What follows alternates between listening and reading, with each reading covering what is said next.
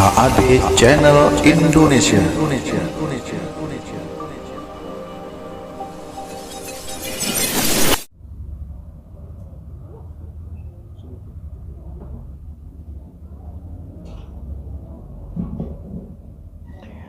Bismillah. Assalamualaikum warahmatullahi wabarakatuh. Alhamdulillah. Alhamdulillahi hamdan katsiran tayyiban mubarakan fi kama yuhibbu rabbuna wa yarda. Wa ashhadu an la ilaha illallah wahdahu la syarikalah wa ashhadu anna Muhammadan abduhu wa rasuluh. Ya ayyuhalladzina amanu taqullaha haqqa tuqatih wa la tamutunna illa wa antum muslimun, amma ba'du. Fa inna asdaqal hadisi kitabullah wa khairal hadi hadiyu Muhammadin sallallahu alaihi wasallam wa syarral umuri muhdatsatuha wa kulla muhdatsatin bid'ah wa kulla bid'atin dhalalah wa kulla dhalalatin finnar. Ikhwan wa akhwati fillah, bapak-bapak, ibu-ibu, kaum muslimin dan muslimah, jamaah majelis taklim yang semoga dimuliakan oleh Allah Subhanahu wa ta'ala. Kepada sahibul bait, semoga Allah Subhanahu wa ta'ala melimpahkan karunia rahmat dan barakah pada keluarga dan usaha beliau. Tidak ada kata yang patut kita ucapkan di pagi hari ini selain rasa syukur kita kepada Allah Subhanahu wa ta'ala atas segala karunia nikmat yang telah Allah berikan kepada kita. Di antara kenikmatan-kenikmatan tersebut yang kita rasakan di pagi hari ini adalah nikmat sehat, nikmat diberikannya kita kemudahan dan kesempatan untuk duduk sejenak mendengarkan ayat-ayat Allah, mendengarkan hadis-hadis Nabi sallallahu alaihi wasallam melalui talabul ilmi, menuntut ilmu. Semoga langkah kaki kita, niat kita menuju ke majelis ini tidak lain untuk menuntut ilmu, semuanya tercatat di sisi Allah sebagai pemberat timbangan amal kebajikan kita kelak di yaumil hisab. Bapak ibu kaum muslimin dan muslimah rahimani wa rahimakumullah, pagi hari ini kita akan lanjutkan pembahasan kita. Seperti biasa, kajian kita di Kamis pekan yang ketiga di Ataya Batik Madura, yaitu di kediaman Ibu Acil dan Bapak Ansor, yaitu pembahasannya adalah tentang kitab yang ditulis oleh Syekh Khalid Al-Husainan hafizahullahu ta'ala, kitab yang berjudul Aktsaru min alfi sunnatin fil yaumi wal lailah, yang sudah diterjemahkan ke dalam bahasa Indonesia lebih dari 1000 amalan sunnah dalam sehari semalam. Menurut catatan saya, pertemuan kita terakhir bulan yang lalu, kita telah menuntaskan sunnah yang nomor 2, yaitu sunnah keluar dan masuk kamar mandi. Sedangkan pagi hari ini kita akan memasuki bab yang baru, sunnah yang nomor 3, Apa itu? Sunnah dalam wudhu. Sunnah dalam wudhu. Bagaimanakah etika tata cara wudhu yang diajarkan oleh baginda Rasul sallallahu alaihi wasallam? Bapak ibu kaum muslimin dan muslimah rahimani wa rahimakumullah. Sebelum materi ini berjalan lebih jauh, agar materi ini tertata dengan baik, tidak melebar kemana-mana, materi tentang sunnah dalam wudhu ini saya bagi menjadi 5 bagian, 5 poin. Apa itu? Yang pertama, saya akan menyampaikan tentang definisi wudhu. Apa sih wudhu itu? Kita sering mendengar istilah wudhu, kata wudhu, tapi kita tentunya sebagian kita belum tahu wudhu itu apa. Ini yang pertama. Yang kedua, pembicaraan kita tingkatkan lagi keutamaan wudhu. Apa keutamaannya? Orang itu kalau tidak pernah lepas air wudhu, batal wudhu lagi, batal wudhu lagi. Apa keutamaannya? Orang yang selalu memperbaharui wudhu. Ini yang nomor 2 Bapak Ibu, yang nanti kita akan bahas. Yang ketiga yaitu kondisi-kondisi atau waktu-waktu disunnahkannya kita untuk berwudhu. Kapan saja kita ini disuruh wudhu. Nah, dalam kondisi apa kita itu disuruh untuk berwudhu? Nanti kita sebutkan ada 12 itu insya Allah. Ada 12 keadaan kita itu disuruh wudhu. Rata-rata selama ini yang kita ketahui kan kalau mau sholat wudhu. Ini bukan mau sholat saja. Ternyata ada beberapa keadaan-keadaan lain yang kita disyariatkan untuk berwudhu. Ini materi yang nomor 3. Yang keempat Bapak Ibu, nah ini masuk materi intinya ini. Yang keempat, kaifiyah wudhu, tata cara berwudhu. Bagaimana membasuh tangan yang benar, bagaimana berkumur yang benar, bagaimana membasuh wajah. Wajah itu batasannya itu dari mana ke mana, itu yang harus terkena air. Membasuh tangan itu sampai mana batasnya, dan seterusnya. Rambut wanita itu kalau panjang, maka batasnya itu kalau berwudu sampai di mana. Lah itu nanti kita bahas materi yang nomor 4 itu nanti. Materi yang kelima Bapak Ibu, materi yang kelima adalah pembatal-pembatal wudhu. Apa yang menyebabkan wudhu kita ini jadi batal? Nah itu nanti ada 7 kalau tidak salah itu ya. Pembatal wudhu itu ada 7. Nanti kita sebutkan itu materian berikutnya. Dan ternyata Bapak Ibu, maaf saya tambahkan 1. Jadi nggak jadi 5 ya, 6. Saya tambahkan 1 yaitu fikih seputar wudhu. Lah kalau membahas masalah fikih seputar wudhu menarik.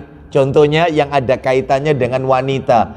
Bagaimana wudhunya wanita yang memakai kutek atau piteks ya, pewarna kuku ya. Bagaimana wudhunya wanita yang sudah pakai hairspray ya, atau misalnya obat rambut dan seterusnya.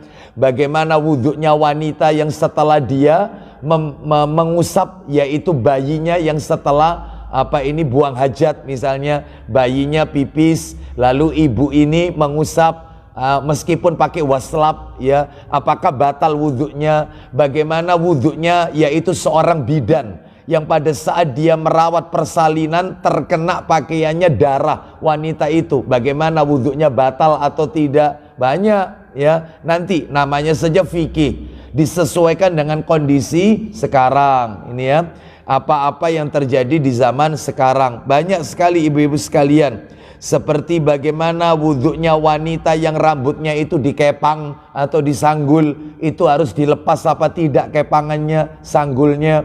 Bagaimana wudhunya wanita yang menggunakan gib atau perban ya, orang pakai gib atau perban wudhunya bagaimana, dan seterusnya.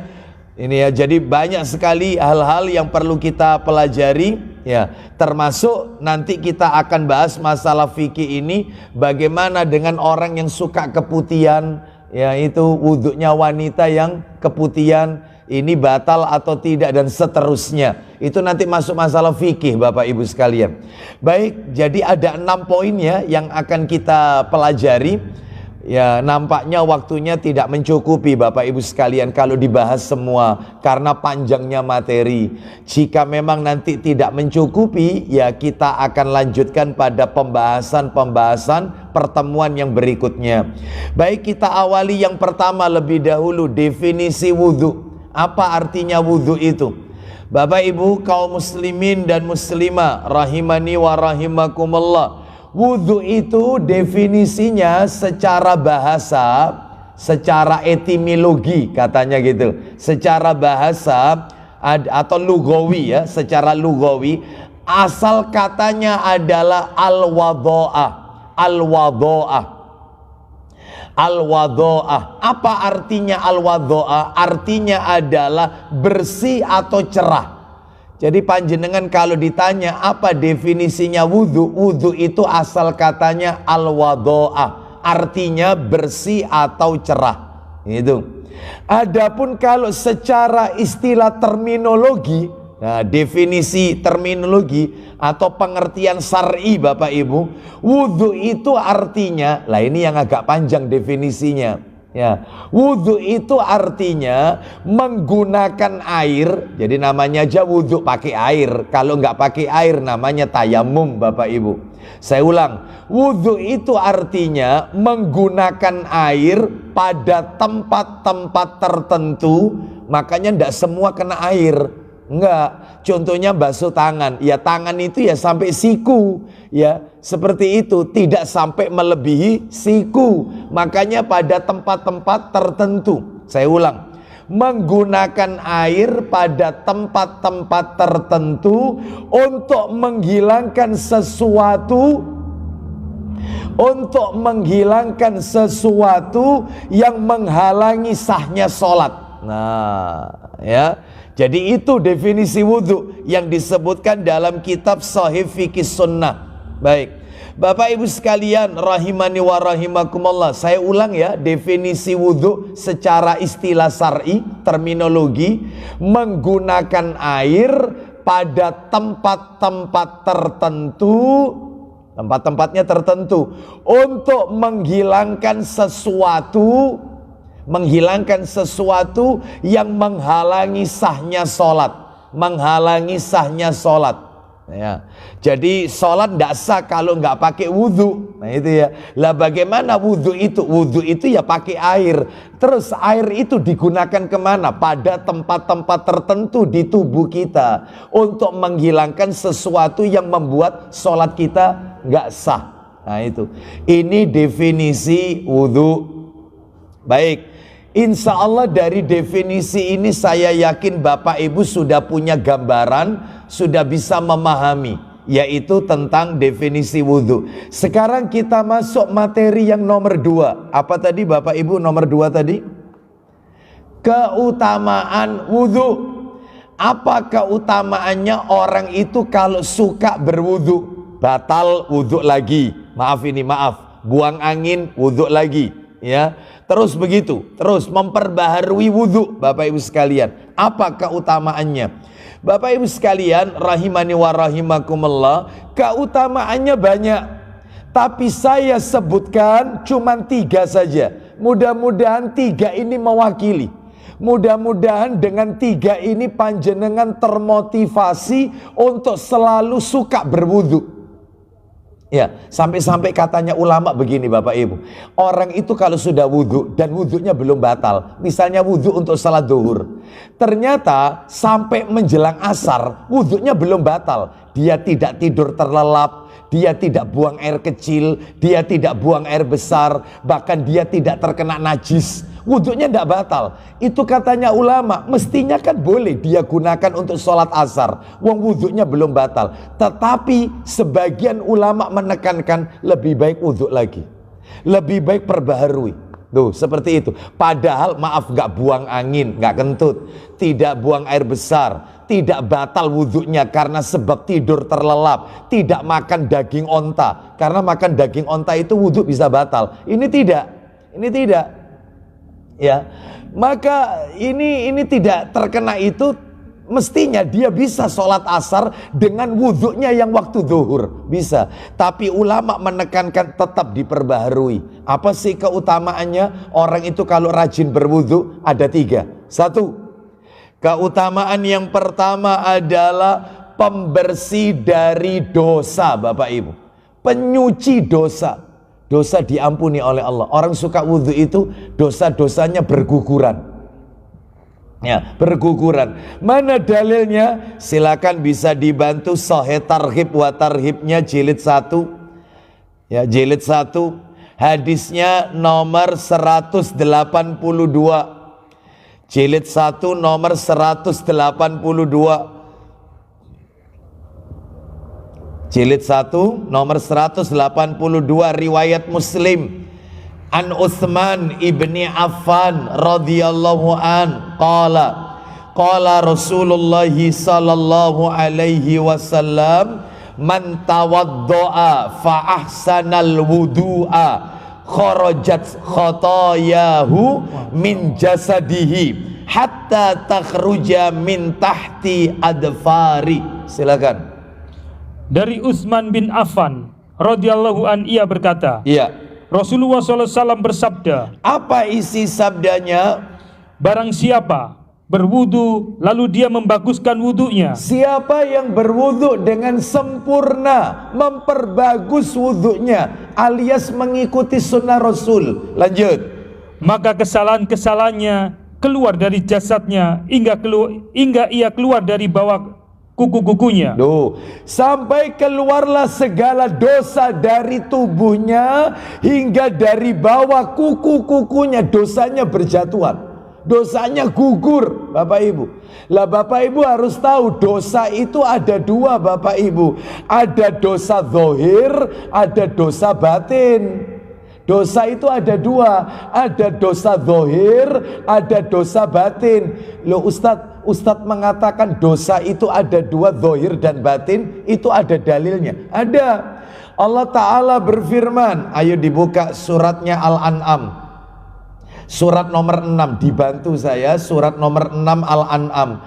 Ayatnya 120 Bapak Ibu. Al-An'am 120. Al-An'am 120. Allah Ta'ala berfirman, وَذَرُوا ظَاهِرَ الْإِثْمِ وَبَاطِنَهُ إِنَّ الَّذِينَ يَكْسِبُونَ الْإِثْمَ سَيُجْزَوْنَ بِمَا كَانُوا يَقْتَرِفُونَ. Silakan. 120 Al-An'am. Dan tinggalkanlah dosa yang nampak dan yang tersembunyi. Sebentar, ulang lagi pelan-pelan. Dan tinggalkanlah dosa yang nampak. Maksudnya dosa yang nampak itu dosa zahir dan yang tersembunyi. Loh, dosa batin. Ada dosa zahir, ada dosa batin. Lihat itu teksnya, ayat Qur'annya. Wadaru zahira, lo zahir. Wadaru zahiral ismi wa batina, lo batin. Ada dosa zahir, ada dosa batin. Lanjut Pak Didi. Sesungguhnya orang yang mengerjakan dosa kelak akan diberi pembalasan pada hari kiamat. Baik. Disebabkan apa yang mereka telah kerjakan. Nah, jelas sekali. Maka orang kalau berwudu dosanya berguguran. Dosa apa Ustaz? Ya dosa zahir, ya dosa batin. Sekarang panjenengan pasti tanya, dosa zahir itu bentuknya kayak apa Ustaz? Banyak dosa zahir. Zina, minum khamr, durhaka kepada orang tua, makan riba. Itu dosa zahir semua itu. Zahir itu semuanya. Itu. Lah terus kalau dosa batin apa Ustaz? Namanya saja batin, dosanya hati. Apa itu? Iri, dengki sama tetangga, ujub, sombong, tidak tawakal. Nah, itu dosa batin itu semuanya. Itu ya. Semuanya berasal dari hati. Iri itu kan hati, hasad. Termasuk sombong itu kan penyakit hati. Ujub, tinggi, merasa lebih dari orang lain. Maka dosanya diampuni oleh Allah Azza wa Jalla. Baik, makanya diperbarui terus wudhunya. Wudhunya diperbarui. Ya. Baik, kita lanjutkan sekarang keutamaan nomor 2. Saya akan janjikan ada 3 keutamaan. Keutamaan orang yang suka memperbarui wudhu yang nomor 2. Nah ini, anggota wudhunya, anggota wudhu. Berarti ya kalau anggota wudhu, ya tangan, wajah, ya kepala kan gitu ya, kaki, itu kan kena air wudhu semua itu. Anggota wudhunya akan bercahaya di hari kiamat. Akan bercahaya. Akan bercahaya. Mana dalilnya? Dalilnya adalah disebutkan dalam kitab Sahih Targhib wa Tarhib, nomor hadisnya ya. Nomor hadisnya disebutkan nomor 177. Sahih Targhib wa Tarhib atau 176 aja, 176, 176. Sahih Targhib wa Tarhib 176 an Abi Hurairah radhiyallahu an. Ini riwayat Bukhari Muslim ini. Qala sami'tu Rasulullah sallallahu alaihi wasallam inna ummati yud'auna yaumal qiyamah ghurran muhajjalina min asaril wudhu. Jelas sekali. Wa man istata'a minkum an yutila ghurratuhu falyaf'al. Silakan. Ghurratahu falyaf'al. Silakan. Dari Abu Hurairah radhiyallahu an, ia berkata, iya, aku mendengar Rasulullah SAW bersabda. Apa isi sabdanya? Sesungguhnya umatku dipanggil pada hari kiamat dengan wajah, terus kedua tangan, terus dan kaki bersinar putih karena bekas wudu. Loh, wajahnya, tangannya, kakinya bersinar bercahaya putih karena bekas air wudhu. Lanjut. Maka barang siapa di antara kalian yang mampu memanjangkan sinar putih wajahnya, iya, maka hendaknya dia melakukannya. Coba perhatikan kalimat yang Nabi sebutkan Bapak Ibu tadi. Siapa yang ingin memanjangkan sinar putih atau cahayanya, maka kerjakan wudhu. Pertanyaannya sekarang, loh, memang ada manfaatnya tak Ustadz? Orang itu nanti di hari kiamat harus bercahaya. Oh iya, orang itu tidak akan pernah bisa melewati sirat nanti di hari kiamat. Jembatan yang ada di atas neraka, jembatan yang menggantung di atas neraka sebagai tujuan orang untuk masuk ke surga. Orang nggak bisa mungkin, tidak akan pernah mungkin melewati sirat itu dengan selamat kalau dia tidak punya cahaya. Makanya semua harus punya bekal cahaya. Ada dalilnya, orang itu butuh cahaya. Apa ada dalilnya orang itu butuh cahaya? Ada. Mana dalilnya? Ayo dibuka dalilnya. Quran. Tolong dibuka firman Allah Ta'ala. Ya, firman Allah Ta'ala, Quran surat nomor 57. Suratnya Al-Hadid. Surat 57 itu surat Al-Hadid. Ya betul ya, Al-Hadid ya. Ayatnya 28, Al-Hadid 28. Kita dengarkan ya, orang itu butuh cahaya. Kalau tidak punya cahaya tidak bisa berjalan nanti di hari kiamat. Allah Ta'ala berfirman, Al-Hadid 5, Al-Hadid 28.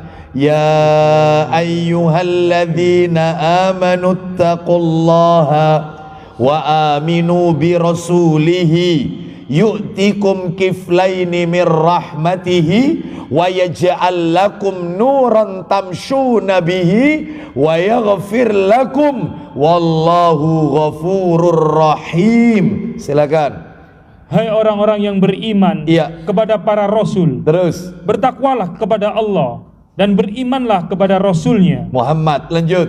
Niscaya Allah memberikan rahmatnya kepadamu 2 bagian. Nah poinnya sekarang, poinnya. Dan menjadikan untukmu cahaya, dengan cahaya itu kamu dapat berjalan dan dia mengampuni kamu. Loh, yang dengan cahaya itu kamu bisa berjalan. Kalau tidak punya cahaya, maka dia nggak akan pernah bisa berjalan. Berjalan di mana? Di sirat. Sirat itu apa? Jembatan yang lebih halus daripada rambut, lebih tajam daripada mata pedang. Loh, seperti itu. Setiap kita lewat situ. Iya, setiap kita pasti lewat situ.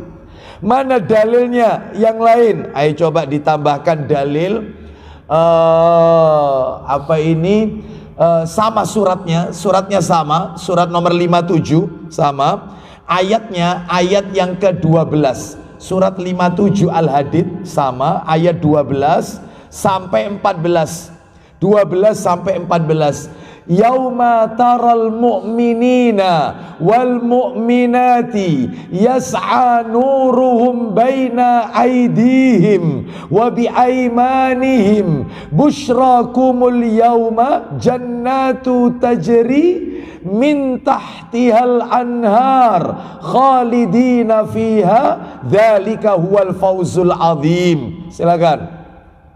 Yaitu pada hari ketika kamu melihat orang mukmin laki-laki dan perempuan. Bagaimana orang mukmin laki-laki dan mukmin perempuan? Silakan. Sedang cahaya mereka bersinar di hadapan dan di sebelah kanan mereka. Loh, cahaya mereka itu ada di depan dan di sebelah kanan mereka. Bayangkan, ada yang cahayanya ditaruh depan, ada yang ditaruh sebelah kanan. Lanjut, teruskan. Dikatakan kepada mereka, apa kata para malaikat kepada orang-orang beriman? Silakan. pada hari ini ada berita gembira untukmu, Terus. yaitu surga yang mengalir di bawahnya sungai-sungai, Terus. yang kamu kekal di dalamnya. Terus. Itulah keberuntungan yang besar. Baik, sekarang kita lihat ayat 13-nya, mengerikan. Orang yang gak dapat cahaya. Kita dengarkan ini, ayat 13-nya. Lanjutannya ya, Al-Hadid 13. Yauma yaqulul munafiquna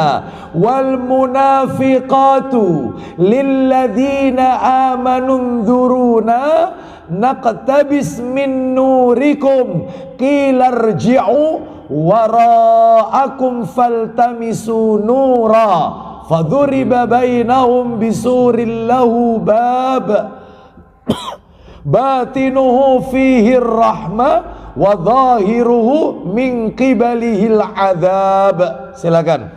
Pada hari ketika orang-orang munafik laki-laki dan perempuan berkata, Munafik laki-laki dan munafik perempuan, apa kata mereka, Pak Didi? berkata kepada orang-orang yang beriman, Ya, tunggulah kami, terus. supaya kami dapat mengambil sebagian dari cahayamu. Penting punya cahaya itu, sampai orang munafik minta cahaya kepada orang beriman. Lanjut, teruskan. Dikatakan kepada mereka, Apa itu? kembalilah kamu ke belakang Terus. dan carilah sendiri cahaya untukmu. Duh, seperti itu, cari sendiri. Lanjut, teruskan. Lalu diadakan di antara mereka dinding yang mempunyai pintu. Baik, di dalam pintu itu ada apa, Pak Didi? Di sebelah dalamnya ada rahmat, Maksudnya surga, yang di luar pintu dan di sebelah luarnya dari situ ada siksa. yaitu neraka. Ini menunjukkan kepada kita bahwasannya pentingnya kita memiliki cahaya, sehingga kalau Bapak Ibu bertanya, Ustadz, supaya nanti di akhirat kita itu punya cahaya, amalannya apa? Tadi sudah kita bahas, salah satunya suka memperbaharui wudhu supaya punya cahaya. Terus apa lagi, Ustadz? Supaya kita itu bercahaya nanti di hari kiamat. Banyak di antaranya. Nih saya tunjukkan, terutama ibu-ibu, tolong dicatat ya. Diingat-ingat ini, supaya punya cahaya nanti di hari kiamat, yaitu yang berikutnya amalannya selain memperbarui wudhu adalah jangan mencabut uban. Jangan suka mencabut rambut putih, jangan, karena punya rambut putih itu cahaya nanti di hari kiamat. Oh itu, ya. Makanya kalau sudah rambutnya, jenggotnya putih, biarkan. Ya, mana dalilnya? Abu Dawud. Saya nggak bawa Abu Dawudnya, yang download aja. Iya. Abu Dawud nomor 4202. Abu Dawud nomor 4202.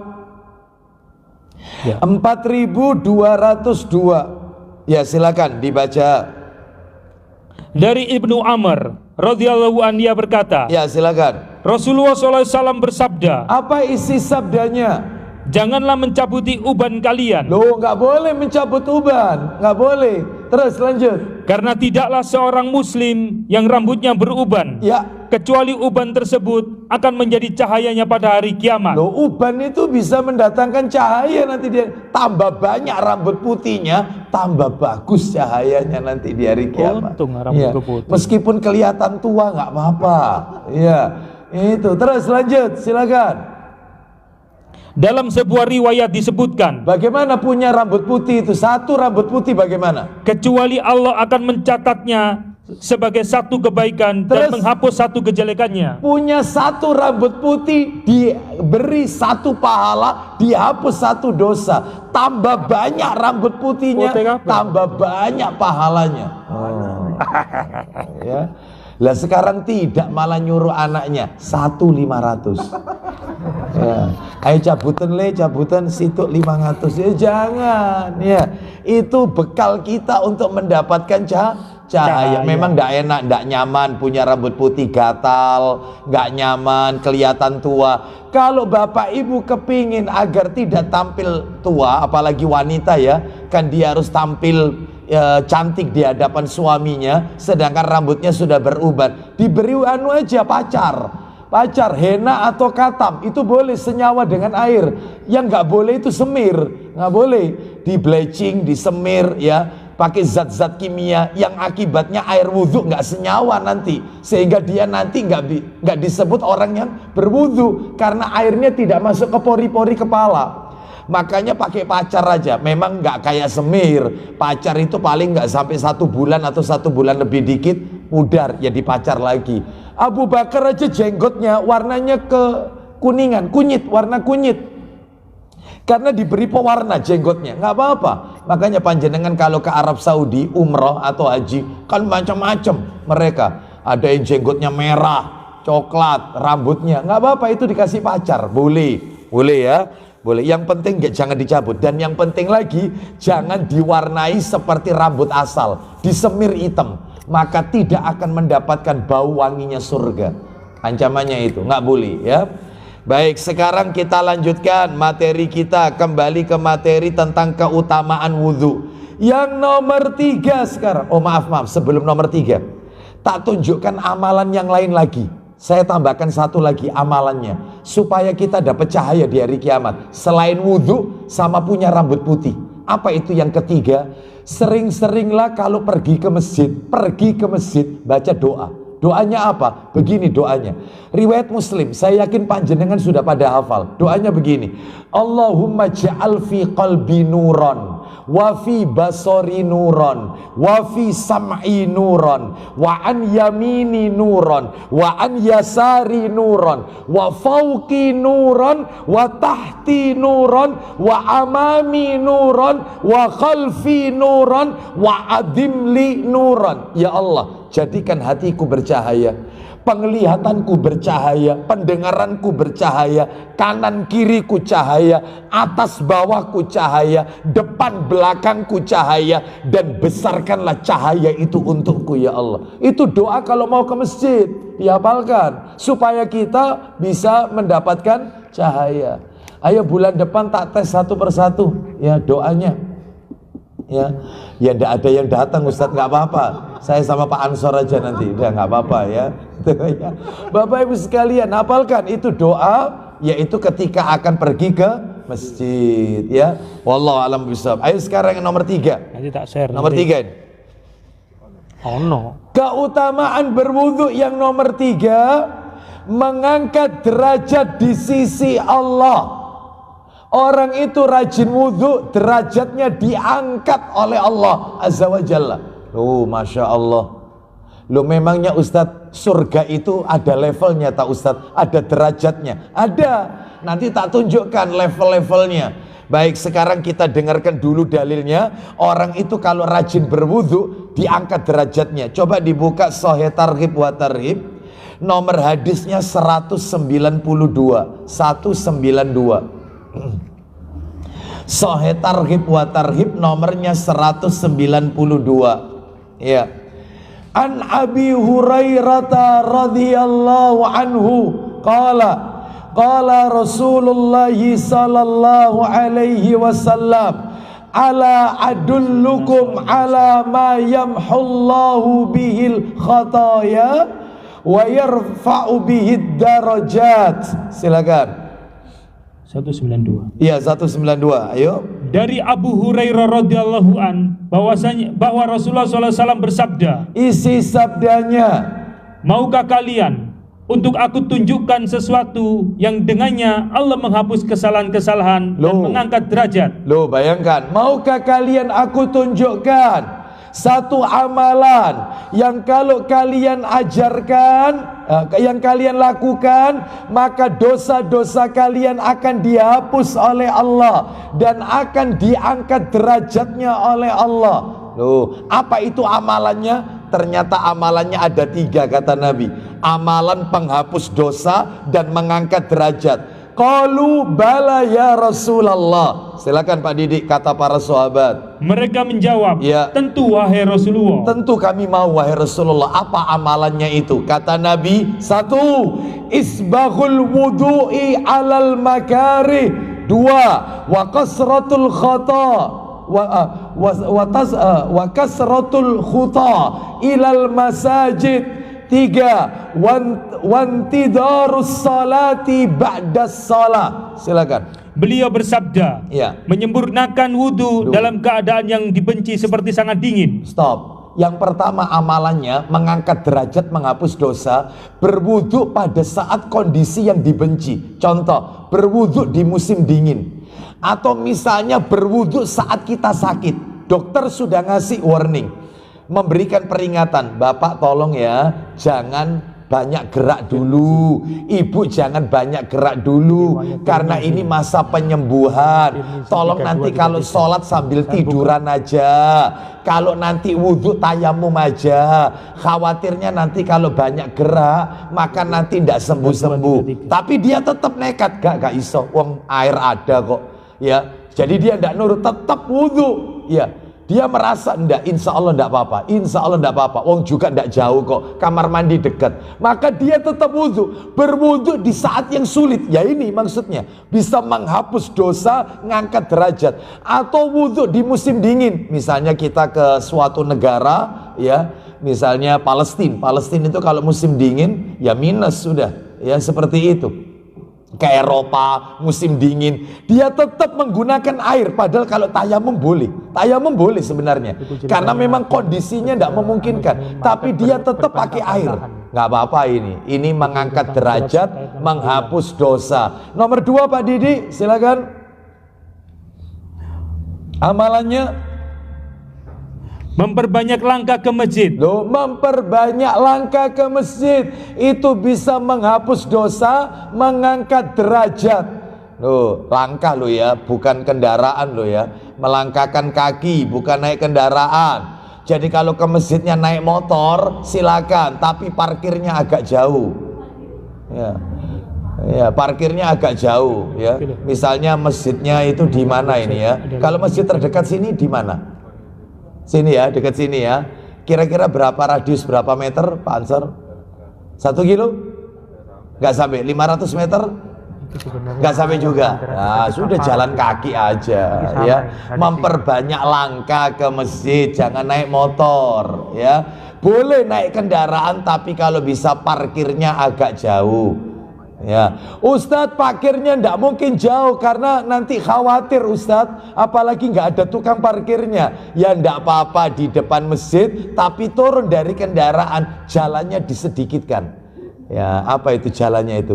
Timi-timi itu loh. Ya, dikit-dikit aja ya, pelan-pelan aja disedikitkan. Karena apa? Pahalanya melangkahkan kaki itu Allah sebutkan dalam Al-Quran. Apa itu? Coba Pak Didik dibantu. Surat Yasin Pak Didik. Yasin ayat 12. Yasin ayat 12. Inna nahnu nuhyil mauta wa naktubu ma qaddamu wa asarahum wa kulla syai'in ahsaynahu fi Imamin mubin. Ya, fi imamin mubin. Yasin ayat 12. Surat Yasin surat 36 ayat 12. Ayo baca. Sesungguhnya kami menghidupkan orang-orang mati, dan kami menuliskan apa yang telah mereka kerjakan dan bekas-bekas yang mereka tinggalkan. Ini yang perlu digarisbawahi. Kami mencatat bekas-bekas yang telah mereka tinggalkan. Apa itu maksudnya bekas-bekas? Langkah kaki manusia yang digunakan saat di dunia menuju ke tempat-tempat yang Allah ridhoi, ke masjid, majelis taklim dan seterusnya. Lanjut terakhir penutup ayatnya. dan segala sesuatu kami kumpulkan dalam kitab induk yang nyata, Lauh Mahfuz. Nah ya, yaitu Lauhul Mahfuz. Sekarang yang terakhir Pak Didi, lanjutannya hadis tadi. 3 amalan penghapus dosa, mengangkat derajat. Nomor 1, menyempurnakan wudhu saat kondisi sulit. Nomor 2, memperbanyak langkah ke masjid. Nomor 3 Pak Didi, Dan menunggu sholat sesudah sholat. loh itu, menunggu sholat sesudah sholat. Contohnya, terutama sholat-sholat yang waktunya pendek, maghrib dengan isya. Menunggu sholat isya sesudah sholat maghrib. Jadi dia tidak pulang. Setelah maghriban itu nggak pulang, tetap di masjid.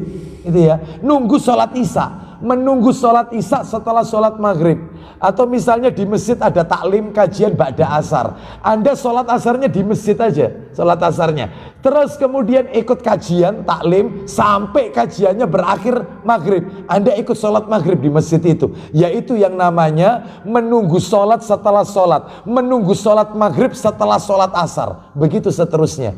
Loh Ustadz lah, kalau misalnya saya subuhan di masjid, sholat subuh di masjid, menunggu suruk Ustadz, saya zikir pagi petang baca Quran, lalu sholat 2 rakaat di masjid itu juga, apa masuk kategori ini? Enggak, karena sholat isyraq itu hukumnya sunnah. Yang dimaksud di sini adalah 2 waktu sholat fardu, 2 waktu sholat fardu, menunggu sholat setelah sholat. 2 waktu sholat fardu, terutama yang waktunya berdekatan. Biasanya ya maghrib isya biasanya.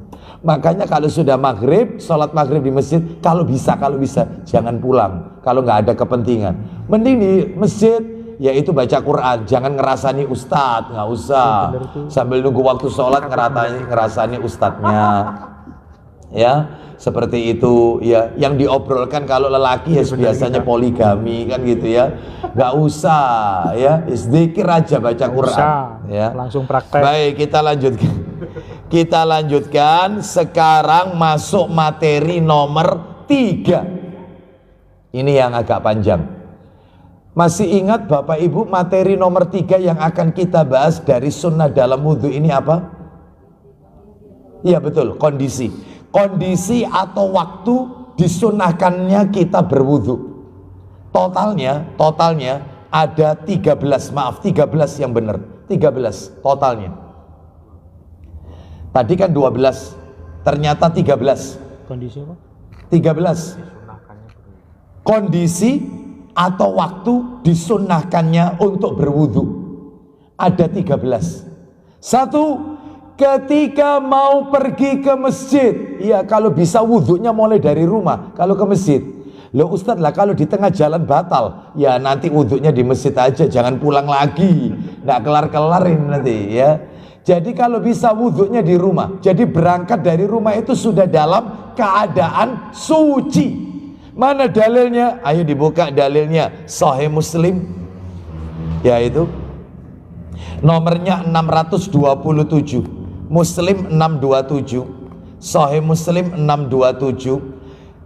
An Abi Hurairah radhiyallahu an qala Rasulullah sallallahu alaihi wasallam, man tatahhara fi baitihi thumma masya ila baitin min buyutillahi liyaqdi faridatan min faraidillah. Silakan.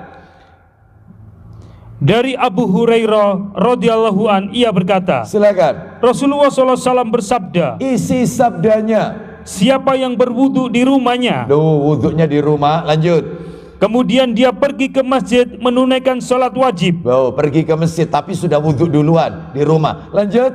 maka setiap dia melangkah 2 langkah, Kanat khatwatahu ihdahuma takhuttu khati'atan wal ukhra tarfa'u darajatan. Ulang lagi dikit tadi, maka setiap dia melangkah 2 langkah, setiap kali dia melangkah 2 langkah, langkahnya yang pertama menghapus 1 dosa, langkahnya yang kedua, sedangkan langkah yang kedua mengangkat derajatnya 1 derajat. semakin jauh rumah dari masjid, semakin banyak dosa diampuni, derajat diangkat. Oh itu, mana lebih enak, rumah dekat masjid atau jauh masjid?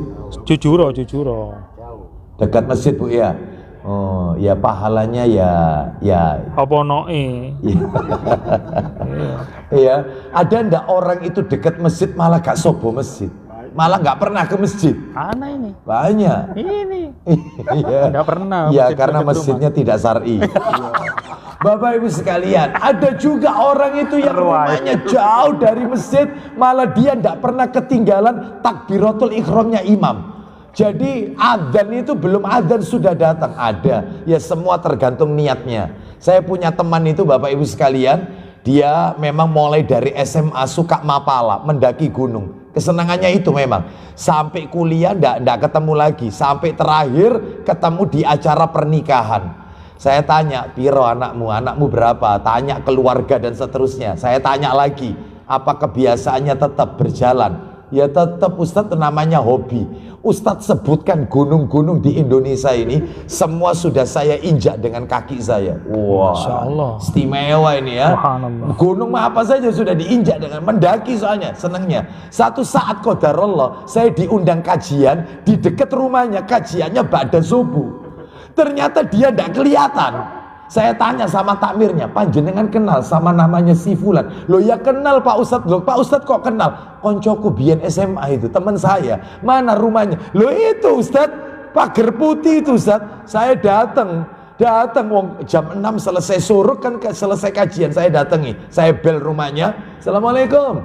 Dia menyapu kantuk di matanya, keluar rumah. Woi Ustadz, apa pertama isu-isu? Masya Allah. Namanya teman ya, namanya teman, wajar ya. Apa isu-isu teko ya? Sebentar. Semua gunung se-Indonesia sudah saya injak dengan kaki saya. Masjid depan rumah, ente nggak pergi ke masjid. Berarti melangkahkan kaki ke masjid lebih berat daripada mendaki gunung. Ya, berarti semua innamal a'malu binniyat, tergantung niatnya. Makanya Bapak Ibu sekalian, ini berat. Melangkahkan kaki ke masjid itu berat, meskipun rumah dekat masjid. Baik, jadi intinya mau pergi ke masjid wudhu dulu. Ya. Terus nomor dua, ketika mau baca Al-Quran, ketika akan baca Al-Quran, wudhu. Loh Ustadz lah, kalau wanita haid Ustadz, boleh ndak baca Quran? Boleh. Wanita haid, wanita nifas, menurut pendapat yang paling kuat boleh. Lah kalau menyentuh Ustaz, kalau menyentuh upayakan pakai sarung tangan atau kain pelapis. Tolong diingat dulu ya, wanita itu kondisi tidak suci itu 3. Wanita tidak suci itu ada 3. Wanita haid, wanita nifas, sama wanita yang junub setelah jima. Ini 3-tiganya tidak suci ini. Untuk haid sama nifas boleh, untuk junub tidak boleh. Kenapa Ustadz? Haid sama nifas kok boleh, junub kok tidak boleh? Karena junub itu waktunya singkat. Setelah dia melakukan jima, dia bisa mandi besar. Seperti itu. Sedangkan kalau haid dan nifas waktunya lama, haid 7 hari, bisa jadi lebih. Kan wanita beda-beda ya haidnya. Kalau nifas 40 hari setelah melahirkan. Ya, makanya dalam hal ini Bapak Ibu sekalian, wanita haid nifas boleh baca Quran, asalkan kalau menyentuh itu pakai kain pelapis, sarung tangan. Ustadz, ada yang bilang gini, saya ini wanita haid Ustadz, kalau baca Quran itu pakai aplikasi Quran di Android Ustadz, di HP. Apa perlu saya itu pakai sarung tangan? Tidak perlu, karena HP ini bukan mushaf. Yang tidak boleh itu mushaf, Quran yang tidak ada artinya. Nah itu nggak boleh. Tapi kalau Quran terjemah, apalagi Quran tafsir Quran, boleh. Karena apa? Karena tafsir Quran itu lebih banyak tafsirannya daripada ayat Qurannya. Nah itu sama dengan baca majalah Islam. Di situ ada ayat-ayat Quran. Nggak apa-apa megang majalah itu. Nggak harus pakai sarung tangan. Seperti itu. Wallahu a'lam wa bishawab ya. Jadi kalau bisa wanita yang tidak haid, kalau mau baca Quran, suci Bu, wudhu dulu. Bapak-bapak juga gitu, kalau mau pegang Quran, wudhu dulu. Mana dalilnya? Al-Quran dalilnya, surat nomor 56. Ayo surat 56, Al-Waqi'ah. Al-Waqi'ah, surat 56 itu Al-Waqi'ah. Al-Waqi'ah. Ayatnya, ayat 77 sampai 79. 77 sampai 79. Innahu laqur'anun karim fi kitabim maknun la yamassuhu illal mutahharun. Silakan. Ayo. Sesungguhnya Al-Quran ini adalah bacaan yang sangat mulia 78-nya, pada kitab yang terpelihara, yaitu di Laul Mahfuz. 79 terakhir. Tidak menyentuhnya kecuali orang-orang yang disucikan. Loh, tidak menyentuhnya kecuali orang yang suci. Kata para alim ulama di sini adalah wudhu, sebagaimana di dalam tafsir Ibnu Katsir di juz yang ke-8 halaman 29.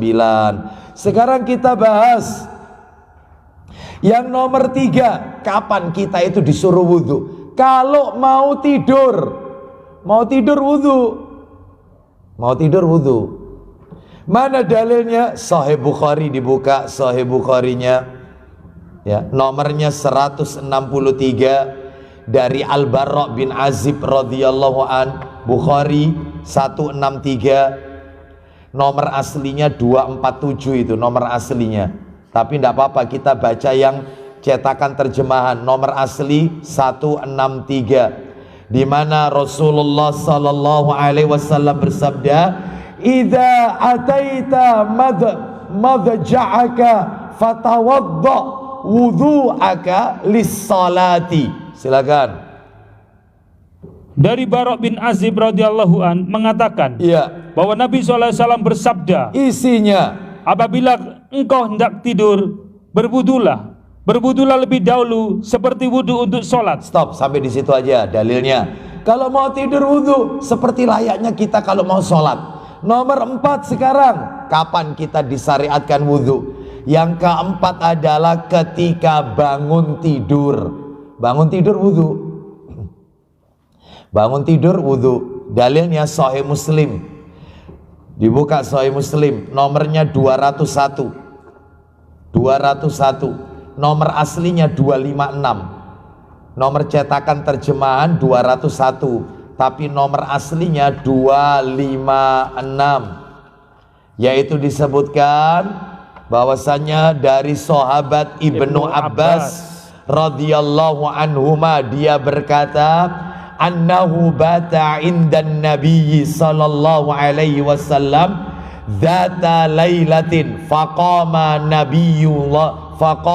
nabiyullahi sallallahu alaihi wasallam min akhiril laili fa kharaja fanadhara fis samai summa tala hadhil ayata fi ali imran inna fi khalqis samawati wal ardi wa ikhtilafil laili wan nahari hatta balagha faqina adzaban nar summa raja'a ilal baiti fasawwaka wa tawaddoa. Nah, itu di situ poinnya. Silakan baca artinya.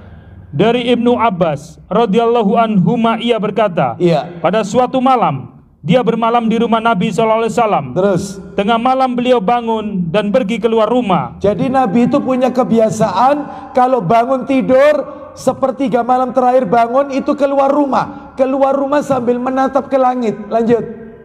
Beliau memandang ke langit, lalu beliau baca ayat dalam surat Ali Imran. 10 ayat terakhir Ali Imran. Inna fi khalqis samawati wal ard. Ya, sampai faqina adzaban nar. Lanjut teruskan.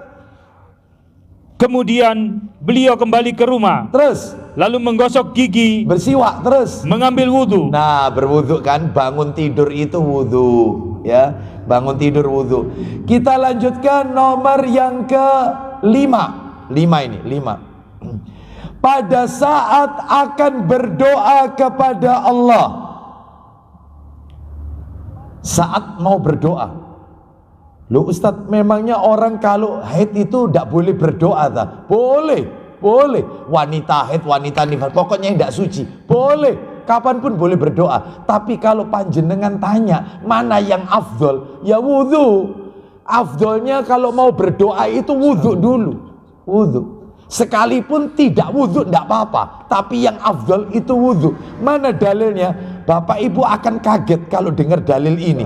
Rasul itu loh kondisi perang mau berdoa masih ngambil wudhu. Ini perang loh ini. Di depan itu musuh. Beliau mau berdoa minta sama Allah ambil air wudhu dulu. Kondisi perang. Lah kita kan tidak kondisi perang, santai, nggak ada sesuatu yang menghalangi kita. Ya wudhu mau berdoa. Usahakan suci. Ustadz kalau saya haid tetap wudhu, Ustadz mau berdoa, ya percuma. Ya Anda tetap tidak dikategorikan suci karena Anda sedang haid, ya. Baik, mana dalilnya? Sahih Bukhari. Bukhari nomor asli, tapi di situ tidak ada dicetakan terjemahan. Nomor asli 4323, panjang dalilnya. 4323, 4323. Ya. 4323 itu dari Abu Musa radhiyallahu an, panjang sekali hadisnya. Intinya Nabi itu mendoakan sahabatnya namanya Abu Amir. Siapa Abu Amir ini? Pamannya sahabat Abdullah bin Qais ketika selesai perang Autos. Nah itu Nabi mengambil air wudhu, lalu Nabi mendoakan pamannya Abu Amir, mendoakan Abu Amir pamannya Abdullah bin Qais radhiyallahu anhuma. Sekarang kita lanjutkan nomor 6. Kapan kita disuruh wudhu? Nomor 6, setelah makan daging onta. Habis makan daging onta. Pernah makan daging onta? Gak pernah ya? Kita kalau umroh itu di hotel, salah satu menunya biasanya pakai daging onta. Seratnya besar-besar kayak kerbau, seperti daging kerbau. Seratnya gede-gede dan jelas bau, khas, sudah kelihatan. Meskipun dimasak apapun kelihatan. Kalau tulangnya dari teksturnya daging itu kelihatan kalau ini onta sudah. Kambing sama sapi nggak kayak gitu. Lah itu kalau panjenengan sudah wudhu makan daging onta, batal wudhu Anda, batal. Harus wudhu lagi kalau mau sholat. Kenapa? Nanti kita akan dengarkan ternyata kandangnya onta itu sarangnya jin. Makanya supaya kita tidak kena pengaruhnya jin, wudhu lagi. Sarangnya jin itu kandangnya onta. Beda sama kambing. Kalau kambing itu kandangnya barokah. Makanya Nabi mengatakan ittakhidhi ghanaman fa inna fiha barokah. Peliharalah kambing. Memelihara kambing itu berkah kata Nabi. Barokah. Nah ini barangkali yang ingin punya usaha sampingan selain batik, ya, iya, mungkin punya kandang ternak kambing. Takut kambing ya kambing. Iya itu, ya seperti itu. Ini Pak Didi, ya, Pak Reza, Pak Budi, ya, yang Pak Ansor. Ayo, ya, itu buka kandang kambing. Ya, baik. Mana dalilnya? Dalil, silakan dibuka Abu Dawud. Hadisnya riwayat Abu Dawud. Ya. Nomor berapa? Nomor hadisnya Bapak, Sahih Muslim dulu dibaca, Sahih Muslim. Sahih Muslim dulu dibaca nomor 308. 308. Sahih Muslim 308.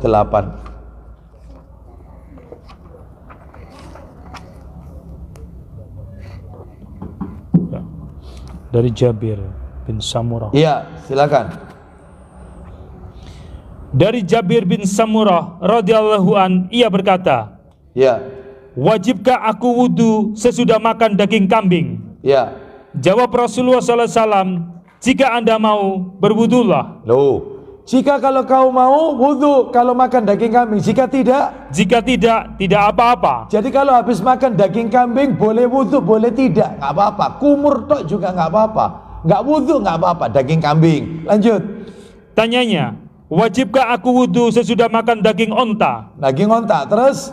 Jawabnya, ya. Ya, harus. Ya, lanjut. Berwudhulah sesudah makan daging onta. Baik. Coba dibuka yang Abu Dawud lebih lengkap. Abu Dawud nomornya 184. Abu Dawud 184. Abu Dawud nomor 184. Abu Dawud 184. Ayo kita dengarkan ini lebih lengkap ini dalilnya. Silakan. Sebentar Ustaz.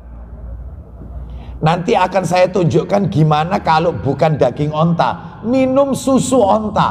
Oh, pernah minum susu onta? Belum. Ya, itu pencuci perut itu. Kalau habis minum susu onta sudah harus deket-deket kamar mandi. Ya, pencuci perut itu ya. Itu. Ya, lanjut silakan. Dari Barok bin Asid radhiyallahu an, dia berkata, Silakan. Rasulullah SAW pernah ditanya tentang berwudu karena makan daging onta. Terus. Maka beliau SAW bersabda, Silakan. berwudulah karenanya. Berwuduklah kalau makan daging onta. Lanjut. Dan beliau juga ditanya tentang berwudu karena makan daging kambing. Apa kata Nabi kalau daging kambing? Maka beliau SAW bersabda, Iya. janganlah berwudu karenanya. Terus. Dan beliau juga ditanya tentang mengerjakan sholat di kandang unta. Bagaimana hukumnya sholat di kandang onta? Silakan. Maka beliau SAW bersabda, Iya. janganlah mengerjakan sholat di tempat itu, Terus. karenanya termasuk tempat syaitan. Duh, tempatnya jin, tempatnya syaitan. Terus lanjut. Dan beliau juga ditanya tentang mengerjakan sholat di kandang kambing. Bagaimana sholat di kandang kambing? Silakan. Maka beliau bersabda, Kenapa itu? sholatlah di dalamnya, Kenapa? karena tempat itu mengandung barokah. Duh, pernah nyoba sholat di kandang kambing? Gak kuat ambune. Gak kuat ambune? Ya gak kuat ambune gimana? Dulu Masjid Nabawi belum dibangun, Nabi sholat di kandang onta. Masjid Nabawi belum dibangun, Kambing. Nabi pernah sholat di kandang onta. Karena apa? Karena tempat ini berkah. Memelihara kambing itu berkah. Kambing bukan onta. Nabi sholat di kandang kambing. Iya. Nabi sholat di kandang kambing. Nabi sholat di kandang kambing karena kandang kambing itu berkah. Ya, Nabi justru melarang sholat di kandang onta. Karena kandang onta itu tempat mangkal sarangnya syaitan. Bahkan ada riwayat di atas punuknya onta itu ada syaitan. Di atas punuk onta. Makanya kalau habis makan daging onta, wudhulah. Sekarang pertanyaannya, kalau susu onta bagaimana? Maka Nabi bersabda, riwayat Imam Ahmad, tawaddu'u min albanil ibil. Berwudhulah kalian dari susu onta. Berarti sama. Ibil. Ya, ibil. Kalau kambing ghanam, kalau sapi bakor. Bakor, baik bakor. Baik, sekarang kita lanjutkan nomor berapa? 6. 7. Nomor 7. Kondisi kita disuruh wudhu. Nomor 7. Setelah muntah. Jadi kita kalau habis muntah, mual, muntah, maka wudhu. Wudhu.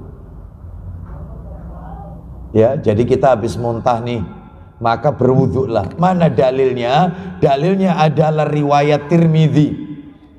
Tirmidzi nomor 87. Tirmidzi nomor 87. Disebutkan bahwasannya Rasulullah sallallahu alaihi wasallam dari Abu Darda, ya. Dari Abu Darda radhiyallahu an, nomor 87. Ya, silakan dibaca. Dari Abu Darda. Panjang itu ya? Iya. Baik. Abu Baidah. Silakan. Oh ini, ya. Dari Abu Darda radhiyallahu an, dia berkata, Iya. Rasulullah SAW muntah, lalu beliau berbuka dan berwudu. Nah, Nabi setelah muntah itu beliau berwudu. Ya. Sekarang kita lanjutkan yang ke-8. Nomor 8, setelah jima. Setelah melakukan jima, wudu. Kalau mau melanjutkan tidur, setelah jima mau tidur atau mau makan, mau menyentuh makanan, maka kata Nabi boleh, tapi wudu dulu. Wudu dulu. Ya, wudu dulu sebelum tidur atau ketika setelah jima dia mau makan, maka wudu dulu. Setelah itu boleh makan. Jangan kemudian setelah jima langsung tidur, atau setelah jima dia menyentuh makanan. Jangan, tapi wudhu dulu. Mana dalilnya? Dalil, yaitu di dalam hadis riwayat Muslim, Sahih Muslim ya, nomornya 253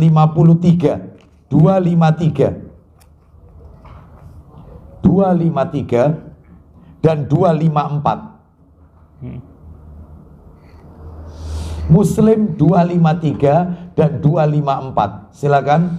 Dari Aisyah radhiyallahu anhuma, ia berkata, Iya. apabila Rasulullah SAW hendak tidur, Iya. padahal beliau junub, Iya. maka beliau wudhu lebih dahulu seperti wudhu sholat. Nah, padahal Nabi dalam kondisi junub ini dengan Aisyah, Nabi wudhu dulu kalau mau tidur. Lanjut.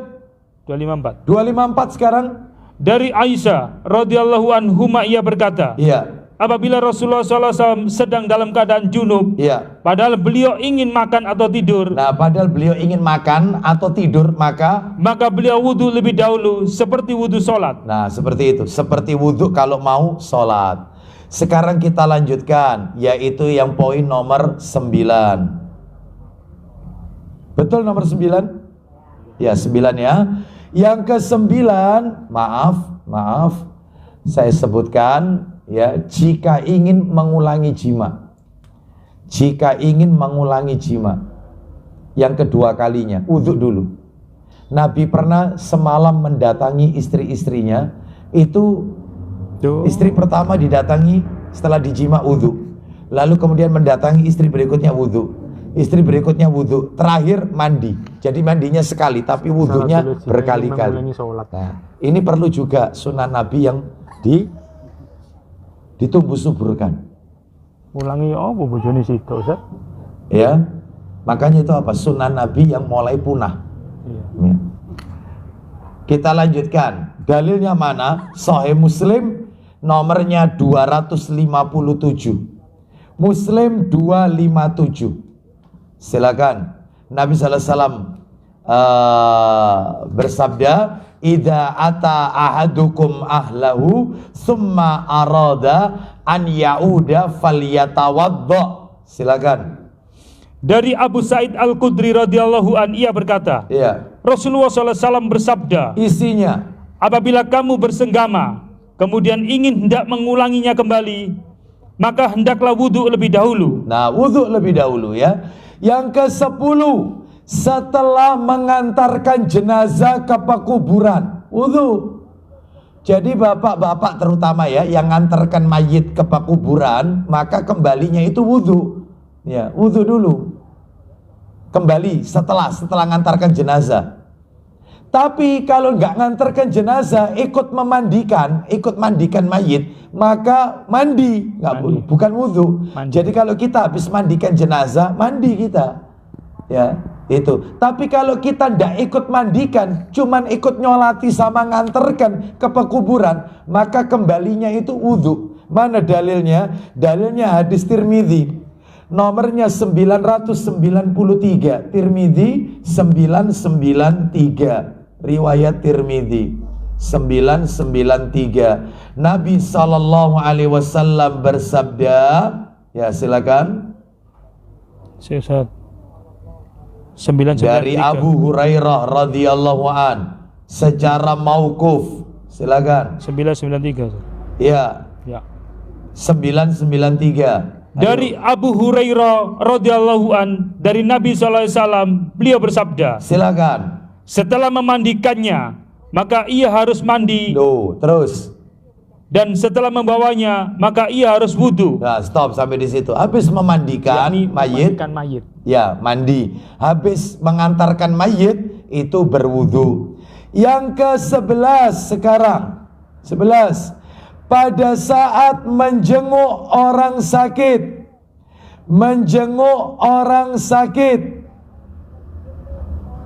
ini sunnah, ini menjenguk orang sakit. Jadi berangkatnya itu wudhu dulu. Berangkat itu wudhu. Kalau mau besuk, mau jenguk orang sakit. Mana dalilnya? Buka Sahih Targhib wa Tarhib jilid 6. Jilid 6, nomornya 3474. 3474. Sahih Targhib wa Tarhib 3474. Silakan.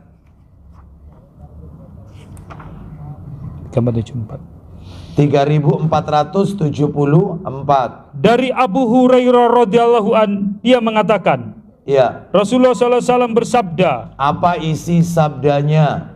barang siapa menjenguk orang yang sakit, maka ada yang menyeru dari langit mengatakan, Barang siapa yang menjenguk orang sakit, maka ada penyeru dari langit yang berkata, silakan. semoga penghidupanmu baik, Terus, dan baik pula langkah hidupmu, terus. serta engkau akan menempati rumah di surga. Loh, orang jenguk orang sakit itu dapat rumah di surga. Tambahkan lagi Pak Didi, 3476. 3476 dari sahabat Ali bin Abi Thalib radhiyallahu an. Dari Ali radhiyallahu an, dia mengatakan, Ya, aku pernah mendengar Rasulullah SAW bersabda, ya. tidak ada seorang muslim pun yang menjenguk muslim yang lain pada waktu pagi, Terus, kecuali dia akan didoakan oleh 70.000 malaikat sampai dia memasuki waktu sore. didoakan 70.000 malaikat. Doa ampunan mulai pagi sampai sore. Lah kalau jenguknya sore, lanjutkan. Jika dia menjenguknya sore hari, dia akan didoakan oleh 70.000 malaikat sampai memasuki waktu pagi. Masya Allah, seperti itu fadilahnya Bapak Ibu sekalian ya. Terus Bapak Ibu kita tambahkan loh, di mana dalilnya? Kalau mau menjenguk itu wudhu, mana dalilnya? Ternyata itu ada di Sahih Muslim. Nomornya 1588, 1588. Sahih Muslim 1588. Duh, 1588 kok 17 kayak gitu. Ya, Ustaz. 1588. Ayat-ayat mengenai warisan. Iya betul, 1588. Dari Jabir Ya. bin Abdullah radhiyallahu an, ia berkata, Iya. pada suatu ketika aku jatuh sakit. Terus, Lalu Rasulullah SAW datang menjengukku bersama-sama dengan Abu Bakar nah terus, dengan berjalan kaki. lanjut, Ketika itu aku sedang pingsan. lanjut. Rasulullah SAW mengambil air wudhu, kemudian dipercikannya kepadaku sisa air wudhunya. Nah jadi boleh seperti ini, wudhu dulu, lalu dipercikkan ke wajah orang yang sakit atau diusapkan di tubuh bagian orang yang sakit, di bagian tubuh dari orang yang sakit. Seperti itu ya. Jadi sunnahnya itu berwudhu. Kita lanjutkan yaitu yang ke 12. Sebelum mandi janabah. Karena salah satu tata cara mandi janabah itu pakai wudhu. Wudhu dulu sebelum mandi janabah. Dalilnya adalah Sahih Bukhari. Sahih Bukhari nomornya 172. Silakan. Tafadhol, Bukhari 172 dari Ibnu Abbas radhiyallahu anhuma. Silakan. Ibnu Abbas radhiyallahu anhuma. Dari Ibnu Abbas radhiyallahu anhuma, ia berkata, Ya, bahwa Maimunah radhiyallahu anha bercerita, ya. aku sediakan air untuk mandi Nabi SAW. Maksudnya mandi janabat ini, mandi besar. Lanjut. Maka beliau cuci kedua belah tangannya. Nah, wudhu dulu kan. Ya, seperti itu. Terakhir yang ke-13, saat akan sholat. Jelas, kalau mau sholat ya harus suci, wudhu dulu. Entah itu wudhu atau tayamum, yang penting bersuci. Kalau ada air ya wudhu, kecuali kalau terkondisikan ya sakit, ya luka misalnya. Kalau terkena air akan bertambah parah, memperlambat penyembuhan. Nah, maka kalau begini, yaitu dengan tayamum saja. Mana dalilnya kalau mau sholat harus wudhu, baik sholat fardu maupun sholat sunnah? Dalilnya Sahih Muslim nomornya 175. Sahih Muslim 175 atau nomor aslinya 224. Dari Ibnu Umar radhiyallahu anhuma, dia berkata, Nabi sallallahu alaihi wasallam bersabda, la tuqbalu salatun bi ghairi tuhurin wala sadaqatun min ghululin. Silakan. 175. 175. Ya. Dari Ibnu Umar radhiyallahu anhuma, ia berkata, Ya. aku mendengar Rasulullah SAW bersabda, Ya. tidak diterima salat seseorang tanpa bersuci. Tidak diterima sholat seseorang tanpa bersuci. Bersucinya baik itu wudhu atau tayamum. Berikutnya, Lanjut. dan tidak diterima. Dan tidak diterima sedekah yang berasal dari kejahatan. Contohnya apa? Seperti mencuri, Mencuri tapi disodakokan. Jadi pencucian uang. Lanjut teruskan. menipu, Menipu. menggelapkan atau korupsi, Terus. merampok, Terus. judi dan sebagainya. Nah itu nggak diterima semua itu. Ya, sodako dari hasil judi, sodako dari hasil bunga riba. Nah, ini uang riba, ini nggak boleh. Ya, termasuk kalau kita lihat di dalam dunia perfilman seperti yang dilakukan kalau film itu Robin Hood. Nah, dia mencuri hartanya orang-orang kaya lalu disodakokan ke orang miskin. Ya tetap nggak diterima. Termasuk kalau dunia perwalian, film Wali Songo, Sunan Kalijaga. Itu kan gitu ceritanya, katanya mencuri hartanya orang-orang kaya lalu dibagikan ke rakyat jelata yang miskin. Ya tetap nggak diterima karena caranya tetap, meskipun tujuannya baik, ya caranya salah, yaitu dengan mencuri. Wallahu a'lam bishawab, ya. Demikian apa yang bisa kami sampaikan, semoga sedikit menjadi tambahan ilmu yang bermanfaat. Materi kita tinggal tersisa yaitu 3 poin ya, tentang tata cara wudhu. Insya Allah kita akan sampaikan karena panjang ini, kurang lebih ada 19 poin tentang tata cara wudhu, bagaimana wudhu yang benar yang diajarkan Nabi SAW. Baik, sebelum kita tutup dengan doa kafaratul majelis, barangkali ada yang mau bertanya, kami persilakan. Mungkin di kolom chat ini, YouTube, Instagram ada? Nggak ada ya? Mungkin yang hadir barangkali ada yang tanya, kalau tidak ada saya tutup. Tidak ada ya? Baik, kita tutup dengan kafaratul majelis. Mudah-mudahan ilmunya diberkahi oleh Allah Azza wa Jalla. Kita akhiri, wassallallahu ala nabiyyina wa ala alihi washabihi wasallam. Subhanakallahumma wa bihamdika asyhadu an la ilaha illa anta astaghfiruka wa atubu ilaik. Wa akhiru da'wana anil hamdulillahi rabbil alamin. Assalamualaikum warahmatullahi wabarakatuh. HAD Channel Indonesia.